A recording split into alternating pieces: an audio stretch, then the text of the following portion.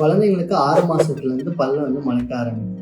6 மாசத்துலேருந்தே பல்லை நம்ம கேர் பண்ணி பார்த்துக்கிட்டோம் அப்படின்னா, அவங்க பல்லு விழுந்து அடுத்து முளைக்கிற வரைக்கும் நீட்டாகவும் புன்னகை வந்து நல்லாவும் இருக்கும். இதை எப்படி நம்ம மெயின்டைன் பண்ணணும்னு பார்த்தீங்கன்னா, பிறந்த குழந்தைங்களுக்கு 6 மாசத்துல பல்லு வந்துடும். அந்த 6 மாசத்துலேருந்தே நம்ம நார்மலாக நம்ம ஃபிங்கரை வந்து தண்ணியில் டிப் பண்ணி குழந்தைங்களோட பல்லை ரப் பண்ணி விடுறங்காட்டி பல்லில் இருக்கிற பால் கரையெல்லாம் வந்துட்டு போக ஆரம்பிச்சிடும்.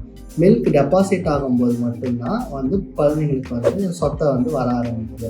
அதனால மில்க் டெபாசிட் ஆகாமல் பார்க்க ஆரம்பிக்கணும். அப்புறம் குறிப்பிட்ட ஏஜுக்கு அப்புறமா நம்ம வந்து ஃபார்மசிஸ்லாம் வந்து பேபி ப்ரஷ், இந்த க்ளவுஸ் மாதிரி இருக்கும், அதை போட்டு ரப் பண்ணி மெயின்டைன் பண்ண ஆரம்பிக்கணும். இதனால குழந்தைங்களுக்கு நர்சிங் பாட்டில் கேரிஸ் அப்படிங்கிற டிசீஸ் வராமல் இருக்கும். சொத்தை அது வராமல் இருக்கிறத தடுக்க முடியும்.